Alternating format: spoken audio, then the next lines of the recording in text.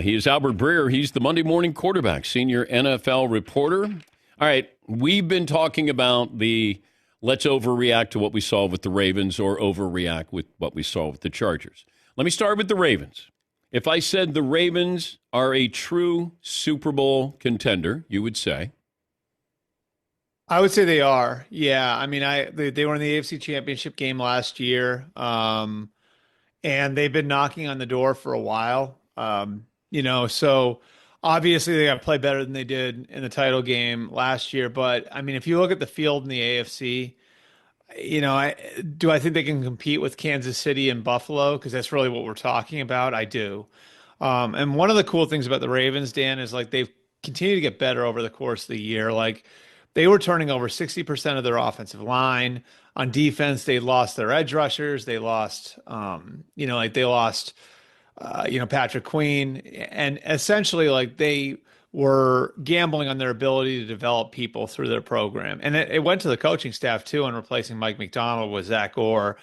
And so I think that's why this is a team that I think you say has been ascending. That Steeler game notwithstanding over the course of the year. And so like I think it's fair to think like they're going to be better at the end of December than they are right now, and then they should be better at the end of January than they are at the end of December. So yes, I think they're a Super Bowl contender. And it feels like we're top heavy. There's three teams that are could go to the Super Bowl in the AFC, and there's two in the NFC. Or the Lions and Eagles, you'd say? Yeah. That's a good question. Yeah, I would say, I mean, like you have like those teams that it's like if they sneak in, could they catch fire, right? So that'd be Cincinnati and San Francisco, right? Like where like if one of those teams sneaks in, like those teams have been to Super Bowl. So could those teams get in as like the 6 or 7 seed, and then all of a sudden you look up and like they've beat a couple teams that you would have expected them to beat, and they're in the conference title game, you know? And I want to be don't fair think, to the Packers and the Vikings as well. right. Yeah, and I think the Packers and the Vikings to me are like such an awesome story of a football operation that's like sort of turned things over. And the amazing thing about them is that you lose like two guys you could argue are the most important players. All due respect to Justin Jefferson over the last decade for that franchise, right? Because the longevity thing with Sam Darnold and Daniil Hunter. Well, they've got younger, and you could argue maybe better at those two spots, like replacing Kirk Cousins with Sam Darnold, replacing Daniil Hunter with Andrew Van Ginkel and Jonathan Grenard and Dallas Turner. Like, I think they've set themselves up long term. Do I think they can win a Super Bowl or get to a Super Bowl with their issue at tackle right now with some of the things they've been working through injury wise, maybe not, but I'm really impressed with what they've done. And I think they're set up much better for the next 5 years for it. The Packers still feel like they've got a high ceiling. So I'm with you on that one. Like if the Packers can jam on the accelerator the way they did at the end of last year, then obviously they'd be very dangerous going into the playoffs. What's the Daniel Jones market right now? So I think the Daniel Jones market is one that's marked by curiosity. Is probably the best way to put it, right? Like if I'm Daniel Jones, I'm following the Sam Darnold plan.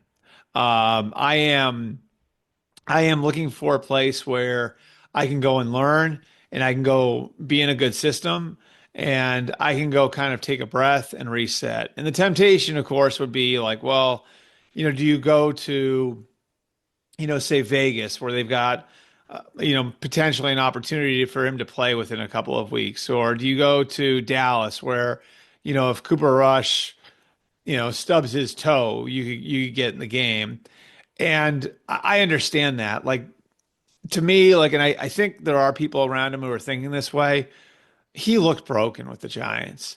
And like a huge part of it was like his inability to pull the trigger on plays. Like there were plays in that Carolina game where it was clearly there for him, and he either overshot somebody or he held the ball and took a sack, and you could see the frustration on the sidelines. Like, a couple of people who evaluate this stuff said to me, go look at the all 22 and look at the sideline on this play or that play. And you can see everyone throwing their hands up. Like that's the point that it was at, which is part of the reason why they had to bench him. And eventually he winds up being released. So I don't think that's a player who needs to jump in there and play right now. I think that's a player who needs to hit the pause button and kind of reset himself a little bit and get in a good learning environment. And to me, that's what Sam Darnold was, and why I think Sam Darnold benefited so much from that year with Kyle Shanahan playing behind Brock Purdy in San Francisco. Like I think that's what Daniel Jones needs right now. So my guess, I know some people have said this to him.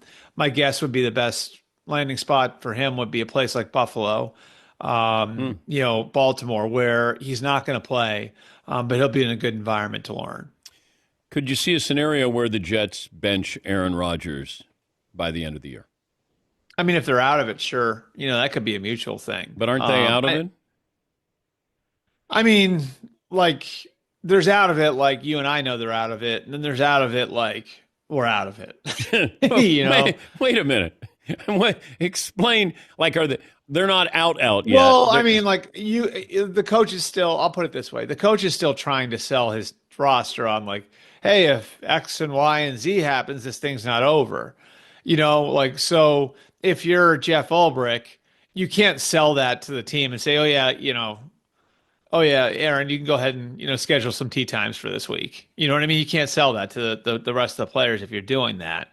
So like I think that's the subtle difference we're talking about, right? Like the difference between you and I both know the Jets aren't going anywhere versus like the coach and everyone in the roster being resigned to it. I don't think the Jets are quite at that point where everyone's resigned to it yet. Because there is like if they somehow won 6 in a row, then, could they sneak in maybe, So I think those are two different things. But I certainly think as we get closer to the end of the year and all of this crystallizes and it becomes real that there's just no chance and that it's over, then you start to talk about things like making a mutual decision on Aaron Rodgers, whether or not it's time to shut him down. Okay, but what kind of market is there going to be for Aaron Rodgers next season? Well, I mean, the big thing is whether or not he wants to play. And, one thing, and a couple times I've talked to him about it that he brought up is not wanting to go out the way that he went out last year, right? So if he didn't want to go out having torn his Achilles, do you think he's want to go out like this? Maybe not, So I don't think there'll be a robust market for him. And I think it'll be narrow the same way it was narrow for him a couple of years ago, where you need to check a lot of boxes to even want him. But could there be an opportunity out there for him? Sure. I think there could be an opportunity out there for him. He's still Aaron Rodgers, I think the one thing that kind of cuts him off at the knees a little bit is like, if you're a team with a young quarterback or a team that has designs on going and getting a young quarterback, do you want Aaron Rodgers as the guy in that room with your young quarterback? Maybe not. Now, I think he would argue that it worked out pretty well for Jordan Love, but maybe you wouldn't want all the noise that Aaron Rodgers would bring with him into a quarterback room. But I have to think somebody out there would look at it and say, yeah, we've got a roster that we think is close. We're not happy with our quarterback situation the same way the Jets were a couple of years ago. Maybe we go and do this. And again, I wouldn't totally rule out the idea that he's back with the Jets next year just because we have no idea who's running the organization next year. Albert Breer, the Monday Morning Quarterback, senior NFL reporter. How many head coaching openings do you think we'll have by season's end? I mean, 7 to 10. We already have 2. So we have the Jets. 7 and the to 10. Yeah, I think so. I mean, I like looking at it like, so we have 2. We have the Saints and the Jets. I think we can agree the Jags are sort of a fait accompli, right? So that's 3. Dallas looks like it's going that way. That's 4. So now you only need 3 more, So I think it's somewhere between 7 and 10. Like, I don't think it's going to be record breaking or anything like that, but I think it's somewhere between 7 and 10. And, it's going to be an interesting market too, just because I don't think there's like one trend that's like overwhelmingly like, oh yeah, everybody's going to be picking from this bucket. Because you have different types of candidates out there. You have the young offensive guru and Ben Johnson, but you don't have a ton of guys who fit that profile, right? Like there aren't a ton of them. You have, your former head coach, obviously Belichick, Vrabel. And then you have the ex-player category, the Dan Campbell, the Mike Vrabel, the D'Amico Ryans, that category with a guy like Aaron Glenn. So, I think teams that are jumping into this year are going to look at it and say, this isn't the deepest market of candidates, and not only that, there isn't like one bucket that's particularly deep. So we're really going to have to take a global look at the market and be willing to pick from a different bucket than maybe we go in intending to. But if you're looking at these openings, potential openings, most desirable, I'm looking at the Jets. Rodgers coming back doesn't make me want to take that job. The Cowboys situation. No, but yeah, go ahead. Sorry, Dan. No, but just trying to handicap this. If I look at Jacksonville, do they have their franchise quarterback? The Bears situation to me looks. Now you have that deal with the Bears organization or the owner, but right. It really feels like there are pieces there. And do I have potentially the best quarterback available for all of these coaching candidates there with Chicago as opposed to Dallas or Jacksonville? Well, Chicago, you do have the advantage of the guy being on a rookie contract too, right? So, like, you have that for the next 2 to 3 years where, he's going to be under cost control and you're going to have the ability to put some things around him because of that. And that's not a small thing. I would agree that I think Chicago and Jacksonville look to me like the ones that have like the easiest path out where you could win for the next couple of years and you could get it up and running pretty fast. I think that they're different setups, though. I think Chicago may be the job for a guy who just wants to go coach, and maybe a better spot for a younger coach because they have a team president and Kevin Warren who's going to be involved. They have, the front office in place. We'll see if Ryan Poles makes it. My guess is that's probably going to depend on the coach hire, but I think the likelihood would be that Poles will help with would be a part of the coaching search if Matty Eberflus doesn't turn it around over the next 6 weeks. So that one may be just like a guy who's coming in just to coach.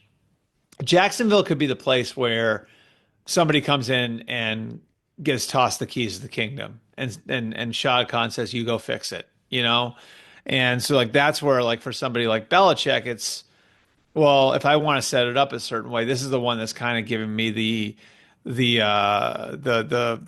blank slate, the sort of canvas to paint whatever I want to paint here. And so I think they set up a little bit differently. And obviously both the attractiveness of each job is going to depend on your own evaluation of the quarterback. There are a lot of people who think Trevor Lawrence has just been done in by his circumstances. There are others that don't think that highly of Trevor, so how do you see him? How do you see Caleb? What have you heard about Caleb? I think all those things are going to play into how attractive those jobs are to candidates. Good stuff as always. Happy Thanksgiving. Thanks for joining us, Albert. All right. Happy Thanksgiving to all you guys. Thanks, Dan. That's Albert Breer, Monday morning quarterback. Happy Thanksgiving to all you guys over there.